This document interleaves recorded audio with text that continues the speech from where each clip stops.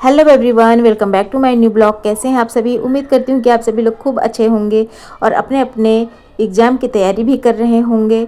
और जैसे कि सुबह के बज रहे हैं 6 और हमारे साइड में बहुत बारिश हुई है और बारिश के बाद एक अलग सा सुहाना मौसम होता है, एक खुशनुमा मौसम होता है।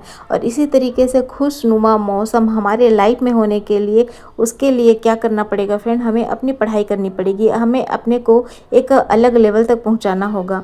और यह तभी हो सकता है कि जब हम खूब मन लगाकर अपनी पढ़ाई करें और डिमोटिवेट ना हो। क्योंकि बहुत सारे कमेंट्स यहाँ आ रहे हैं कि पढ़ने में मन नहीं लग रहा है। तो फ्रेंड्स, पढ़ाई हमको ही करनी है, एग्ज़ाम हो चाहे मत हो। जी हाँ फ्रेंड, मैं ये हकीकत बात बता रही हूँ, एग्ज़ाम हो चाहे मत हो, लेकिन हमको अपनी पढ़ाई करना है। क्योंकि इसके बाद भी अगला पेपर आएगा कि एलटी ग्रेड बहुत ही जल्दी आने को मिल रहा है, ऐसा सुनने को आ रहा है। केवीएस भी आएगा, तो हमको अपनी पढ़ाई को करना ही है। क्योंकि हम एक टीजीटी एस्पिरेंट है, केवीएस टीजीटी देख लीजिए, एलटी ग्रेड देख लीजिए, यह हमसे ही रिलेटेड एग्ज़ाम्स हैं, हमारे बायोलॉजी सब्जेक्ट से रिलेटेड एग्ज़ाम है। तो यह तैयारी करने के लिए हमें अभी से ही तैयारी करनी पड़ेगी। आप लोग क्यों सोच रहे हैं कि एग्ज़ाम होगा कि नहीं होगा? ज़रूर होगा फ्रेंड, और अपनी तैयारी को एक अलग मुकाम तक लेकर चलिए, ठीक है ना। और ये फ्रेंड्स, मैं आप लोगों को बता रही थी कि मौसम बादल वगैरह तो ज़्यादा नहीं गरजा था, लेकिन बारिश इतनी हुई है कि पूरे गड्ढे वगैरह पूरे अच्छे तरीके से भर गए हैं। और ये आंगनबाड़ी स्कूल बन रहा है, यह भी एक सरकार का एक ऐसा प्रोजेक्ट है जिसमें सबसे पहले स्कूल प्राइमरी लेवल का आएगा। क्योंकि नगर पंचायत और स्कूल में बहुत बड़ी वैकेंसी के रूप में अभी मैंने एक पोस्ट भी डाला हुआ था, अगर आप लोगों ने देखा होगा तो। और ये आज हम मेरे हस्बैंड फ्रेंड शहर से गांव आए हुए हैं। तो आज हमने खेत गए थे, क्योंकि हमें खेत पे अपने नीलगिरी के प्लांट्स और भी रोपण करने हैं।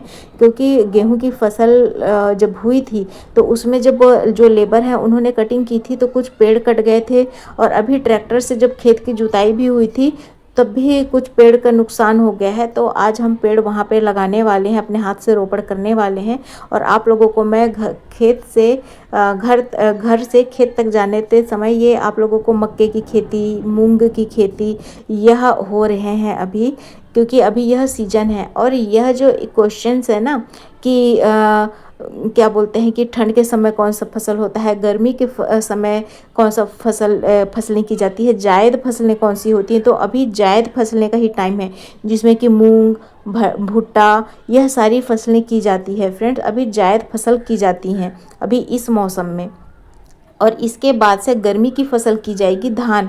तो उसी के लिए अभी हम लोग भी खेत की तैयारी कर रहे हैं। और इसमें अभी जो है धान के रोपण के लिए पहले उसको क्या किया जाता है कि जैसे कि उसका जो सीड्स होता है उसको भिगाया जाता है, फिर उसको पौध लगाई जाती है, फिर वह पौधे लेबर के थ्रू इन खेतों में रोपण किया जाएगा। लेकिन अभी टाइम लगेगा, अभी 10 से 15 दिन का टाइम लगेगा। और जैसे कि मैंने आप लोगों को बताया कि बारिश खूब हुई है, खूब बारिश हुई है। हमारे खेत में भी अभी पूरा कीचड़ कीचड़ हो रहा है, इसमें हमने कोई पानी नहीं लगाया है, यह बारिश के वजह से हुआ है। और मौसम इतना अच्छा हो रहा था कि पौधे भी अभी सह पाएंगे। इसीलिए हमने आज नीलगिरी के यह प्लांट अलग विलेज से खरीद कर लाए हैं। क्योंकि जितनी पौधे हमारे डिस्ट्रॉय हो चुके थे, अगर आपने मेरे पहले के भी ब्लॉग देखे होंगे तो उसमें मैंने बताया था कि यह 6 बीघे का खेत है, जिसमें हमने 1200 पेड़ इन्वेस्टमेंट पर्पज से लगाया हुआ है। 5 या 10 साल के बाद में यह अच्छा प्रॉफिट देगा।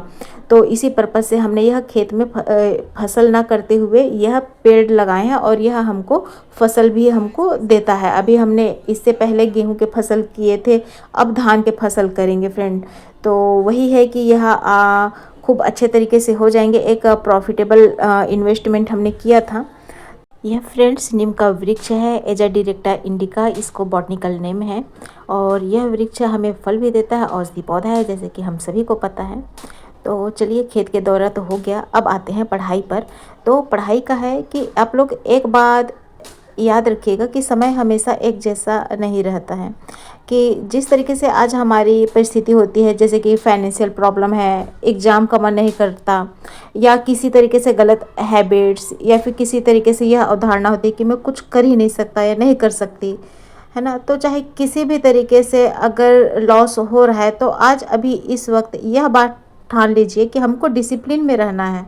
अगर जो होना है वो होगा ही, है ना। लेकिन अगर हम डिसिप्लिन में रहेंगे तभी सब चीज़ें अच्छी होगी, क्योंकि डिसिप्लिन में रहेंगे तो एक पल के लिए हम करोड़पति बन जाएंगे क्या। जैसे ड्रीम इलेवन, माई इलेवन, बहुत सारा इस तरीके से क्रिकेट की फैंटेसी आती है।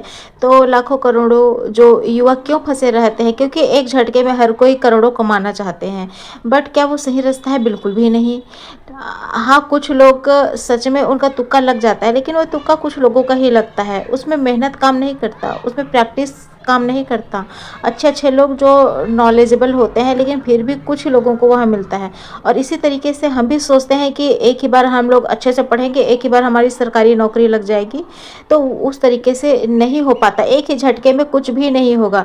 एक ही झटके में हमें मैथ आ जाए, एक ही झटके में हमको सब चीज़ें जो हमारी सब्जेक्ट है उसमें हम कमांड हमारी बढ़िया हो जाए, लेकिन ऐसे नहीं होगा। डिसिप्लिन में ही काम करना पड़ेगा, क्योंकि डिसिप्लिन की एक अच्छी बात होती है कि हमें बहुत सालों तक डिसिप्लिन अपनाना नहीं पड़ेगा, केवल कुछ महीने ही अपनाना पड़ेगा।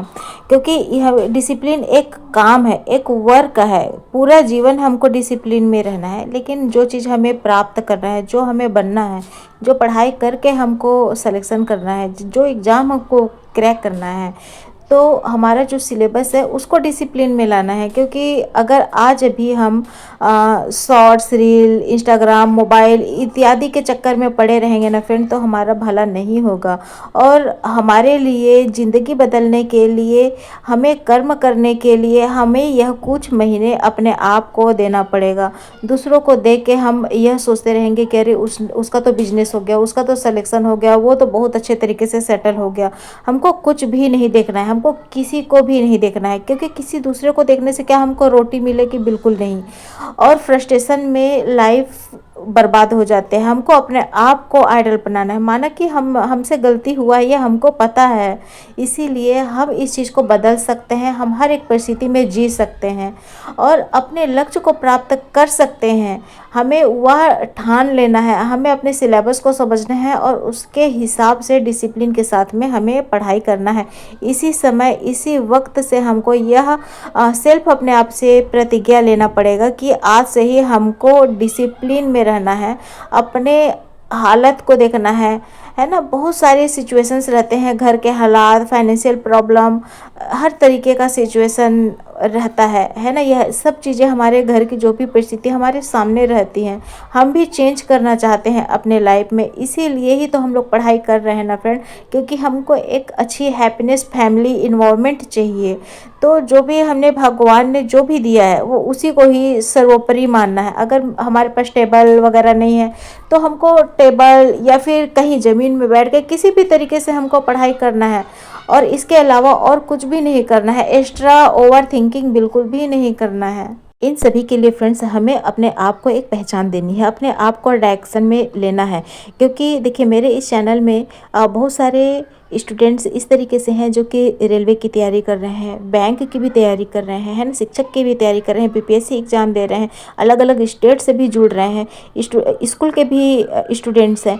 तो मेरा बोलना यही है कि देखिए, मोटिवेशनल वीडियोस या फिर मोटिवेशन तो हर कोई देता है ना, दे के चला जाता है, लेकिन इस चीज़ पर वर्क किसको करना पड़ेगा? आपको सेल्फ करना पड़ेगा। और जब तक कि हम निगेटिव थॉट के साथ जीते रहेंगे, कुछ नहीं होगा। अगर आपको अपने लाइफ को चेंज करना है, अपने आप को डिफरेंट लेवल पे खड़ा करना है, तो उसके लिए अपने आप को तैयार करना है। क्योंकि जीवन ख़त्म नहीं होता है, जीवन कभी भी ख़त्म नहीं होता है। आपके जो भी प्रॉब्लम्स हैं, अगर आपके जो प्रॉब्लम्स है, जो निगेटिव चीज़ें हैं, आप एक काम करिए, आप एक पेज पर लिखिए और उसको पढ़िए कि आखिर मेरी क्या प्रॉब्लम है। ये प्रॉब्लम है क्या, ये मेरे को हरा देगा? तो ये टुच्चे भर का प्रॉब्लम, उसको फाड़ो, जला दो, और एक नए पेज में आप यह लिखिए कि मैं इस बार ये चाहे वह रेलवे का एग्ज़ाम हो, चाहे शिक्षक का एग्ज़ाम है, वह मुझे निकालना है।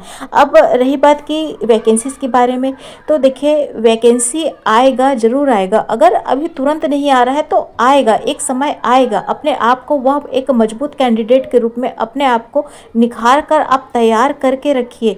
जैसे ही कोई सा भी वैकेंसी आता है, क्रैक कर देना है। तो फ्रेंड्स, रुकना नहीं है, केवल अपने आप को डिफरेंट सिचुएशंस आपको डरना नहीं है, अपने आप को बिल्डअप करना है, अपने आप पे वर्क करना है, कर्म करना है। इसीलिए ही कितनी बार भी हारें कोई मतलब नहीं है, और एक बार की जीत ही सारे गम भुला देगी। तो फ्रेंड्स, हमको यह नहीं सोचना है कि हमारा एग्जाम फिक्स डेट पर होगा कि नहीं होगा, व्हाटएवर जो भी हो, केवल हमको पढ़ाई करना है। और देखिए, पीजीटी वालों का एग्जाम कितने दिन बच गए, केवल 22 दिन, और हमारा जो टीजीटी का एग्जाम है वह केवल 56 डेज। तो हमको तैयारी करना है, सिलेक्शन लेना बहुत टफ है फ्रेंड, अभी भी समय है। हमको एक बेस्ट रणनीति के साथ में एक मजबूत कैंडिडेट के रूप में निखरना है, अपने आप को समय देना है और पढ़ाई करते रहना है कि एग्ज़ाम होगा कि नहीं होगा, इस तरीके से निगेटिव थॉट तो लाना ही नहीं है। और यह जो एग्ज़ाम है ना फ्रेंड्स, इसका देखिए बार बार हमको रिवीजन करना है, प्रैक्टिस सेट लगाना है, जो पिछले ईयर्स प्रीवियस ईयर्स आए हैं उसको अच्छे तरीके से पढ़ाई करना है, इस बात को आप ध्यान रखिए। तो आज के लिए बस इतना ही फ्रेंड्स, थैंक्स फॉर वॉचिंग।